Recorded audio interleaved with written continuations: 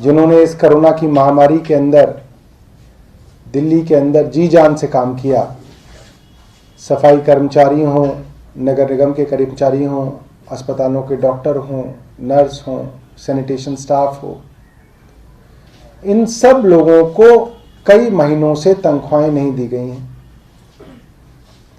इस कारण ये लोग हड़ताल पे दोबारा गए हैं और लगभग ये वो स्थिति है जो आज से 5 साल पहले की स्थिति थी कि दिल्ली नगर निगम के सफाई कर्मचारी, सैनिटेशन वर्कर्स बार बार हड़ताल पे जाएं, उनकी तनख्वाहें रोकी जाएं, दिल्ली के अंदर कूड़ा उठना, झाड़ू लगना बंद हो जाए, जगह जगह कूड़े के ढेर लग जाएं, मेन रोड्स पे कूड़ा डाला जाए और दिल्ली को पूरे वर्ल्ड में, पूरे संसार में, पूरे विश्व में दिल्ली को बदनाम किया जाए। ये बिल्कुल वही स्थिति है। आज हम 2021 में हैं और ये स्थिति बिल्कुल वैसी ही है जो आज से 5 साल पहले 2016 में थी। और दिल्ली वालों के मन में सिर्फ एक ही सवाल था, एक ही बात थी कि अगर भाजपा से दिल्ली नगर निगम नहीं चल रहा, इनको लगातार पैसे के लेकर इनके अंदर ये बात आ रही है कि इनसे पैसे का रखरखाव नहीं होता, ये दिल्ली नगर निगम के फाइनेंशियल मैनेजमेंट करने में भी सक्षम नहीं है, तो ये दिल्ली नगर निगम क्यों चला रहे हैं? इनको दिल्ली नगर निगम नहीं चलाना चाहिए, इन्हें हट जाना चाहिए, क्योंकि ये स्थिति तो दोबारा होगी। चुनाव जीतने के बाद फिर से ये यही शुरू कर देंगे कि हमें पैसा नहीं है, हमारे पास पैसा नहीं है, हड़तालें हो रही हैं, कूड़ा हो रहा है, गंदगी हो रही है। कोई एक काम करने के लिए कोई आदमी इनके पास जाए तो ये यही कहते हैं हमारे पास तो पैसा नहीं है, हमारे पास तो बजट नहीं है। तो 2017 का जब चुनाव हुआ तो दिल्ली वालों ने इनसे यही सवाल किया कि भाई जब पिछले 5 साल तुमसे नगर निगम नहीं चला और हर दूसरे दिन आप ये कहते थे हमारे पास पैसा नहीं है, हम तनख्वाह नहीं दे पा रहे, हम पेंशन नहीं दे पा रहे, हड़तालें हो रही हैं, तो आप इस बार ऐसा क्या नया करोगे कि आप दिल्ली को अच्छा बनाओगे? तब उस वक्त के जो अध्यक्ष थे सांसद मनोज तिवारी जी, उन्होंने एक वादा पूरी दिल्ली के लोगों को किया था। मैं चाहूंगा कि आप मीडिया के साथी उस वादे को दिल्ली वालों को भी याद दिलाएं और भाजपा को भी याद दिलाएं। उन्होंने ये वादा किया था कि दिल्ली नगर निगम के अंदर अब पैसे की कमी नहीं होने देंगे और सीधा केंद्र से पैसा लेके आएंगे और दिल्ली नगर निगम चलाएंगे। ये बात 2017 के चुनाव की है, दिल्ली नगर निगम के चुनाव की है। सब जगह खूब ये बात चली थी, खूब इस चीज का प्रचार किया गया था। लिहाजा 2017 में भाजपा की सरकार दोबारा दिल्ली नगर निगम में बनी, तीनों निगमों में इनके मेयर बने। और आज जब हम 2021 में हैं और दिल्ली नगर निगम में सरकार बने, नई सरकार बने, इनको 4 साल हो गए हैं और आप देखिए बिल्कुल वही परिस्थितियां हैं। 1 रुपया मनोज तिवारी केंद्र से नहीं लाए, 1 रुपए की मदद केंद्र सरकार ने नहीं की। मैं चाहूंगा कि मनोज तिवारी इस बात को केंद्र सरकार के सामने रखें और अगर ये नहीं कर पाए तो मनोज तिवारी जी को नैतिकता के आधार पर इस्तीफा देना चाहिए। अब उनको दिल्ली का सांसद रहने का कोई हक नहीं है।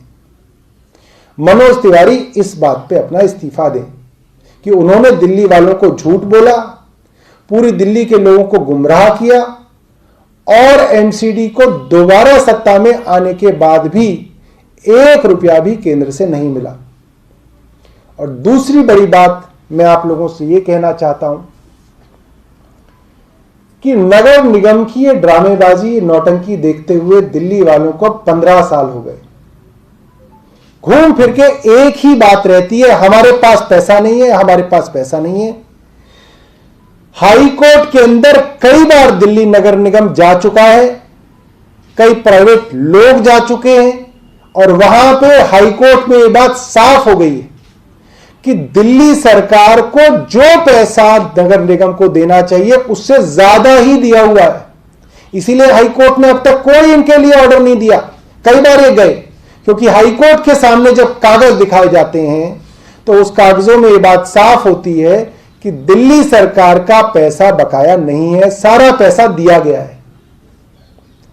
और अगर सारा पैसा देने के बावजूद भी, प्रॉपर्टी टैक्स बढ़ाने के बावजूद भी, कई नए टैक्स लगाने के बावजूद भी इनका पेट नहीं भरता और लोगों को तनख्वाह नहीं दी जा रही, मेरा हाथ जोड़ के निवेदन है भाजपा की पूरी नेतृत्व से कि आप दिल्ली नगर निगम को डिसॉल्व कर दें, इसको बर्खास्त कर दें, इसको खाली कर दें और दिल्ली नगर निगम के नए चुनाव जो हैं कराए जाने चाहिए। यह हमारी मांग है।